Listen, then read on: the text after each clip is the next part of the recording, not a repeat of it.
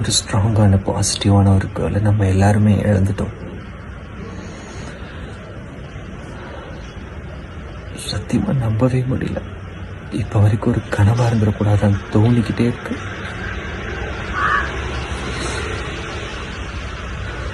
நினச்சி கூட பார்க்க முடியல. சச்ச பயங்கர பாசிட்டிவான ஒரு கேர்ள்.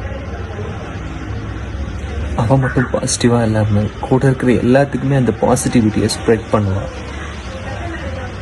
ரியலி ஒரு ஸ்வீட்டான ஒரு பர்சன். எனக்கு இப்போ வரைக்கும் ஞாபகம் இருக்குது, பாண்டியன் ஸ்டோர்ஸ் ஆரம்பித்த உடனே அந்த டைமில் என்கிட்ட சொன்ன வார்த்தைகள் இன்னும் என் காதில் கேட்டுக்கிட்டே இருக்கு.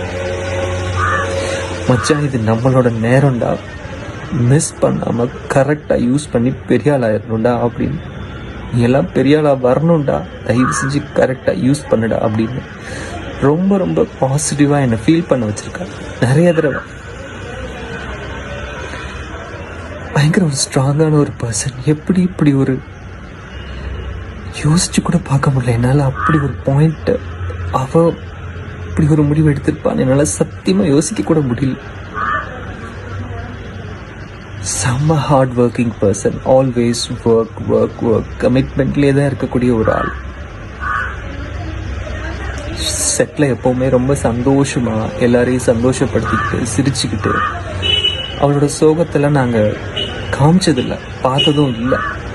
அப்படியே சோகம் இருந்தால் கூட அதை மறைச்சிக்கிட்டு ஆல்வேஸ் ஸ்மைலிங் ஃபேஸோடு தான் இருப்பாள்.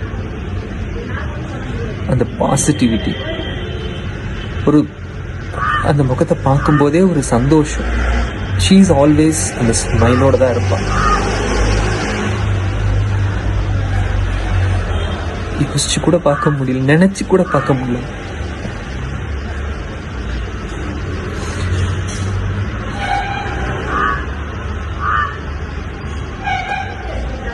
Very very sweet person.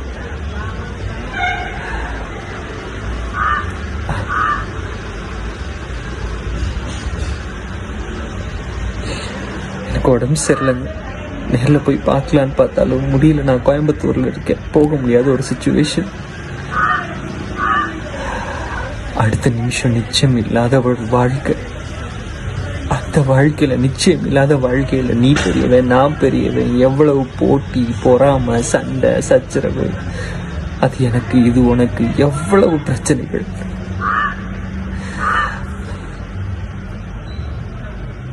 ஆனால் இருக்கிற வரைக்கும் எல்லாரையும் சந்தோஷப்படுத்திட்டு நிம்மதியாக போயிடும்.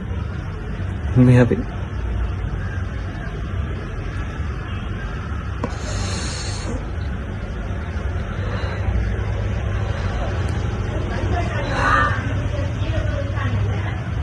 அவங்க அம்மா அப்பாவுக்கு எப்படி ஆறுதல் சொல்கிறதுன்னு தெரியல. எங்களுக்கு முதல்ல யார் ஆறுதல் சொல்லுவாங்கன்னு தெரியல. 2 வருஷம் கூட வேலை பார்த்துருக்கோம். இனி எப்படி வேலை செய்ய போகிறோன்னு தெரியல. அவ்வளோ அந்த முல்லை கதாபாத்திரத்துக்கு அவ்வளவு ரசிகர்கள் இருக்காங்க, அவ்வளவு சப்போர்ட் இருக்கு.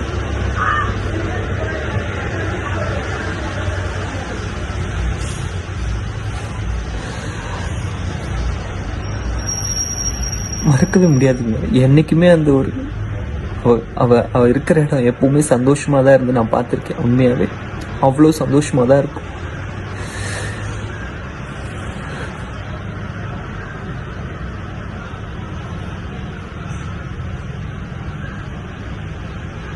வார்த்தைகள் இல்லை. விஷயத்தை கேள்விப்பட்டது கை கால்லாம் அவ்வளோ நடுங்குது. மனசு ரொம்ப ரொம்ப ரொம்ப ஹெவியா இருக்கு. ஏத்துக்கவே முடியல.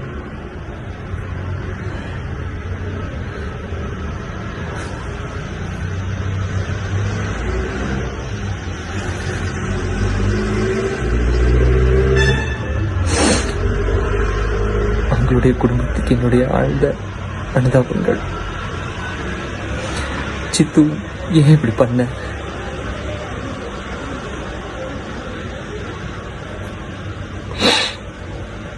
என்னைக்குமே உன்னுடைய நீங்கா நினைவுகளோடு உன்னோட ஆத்மா சாந்தி அடையட்டும்.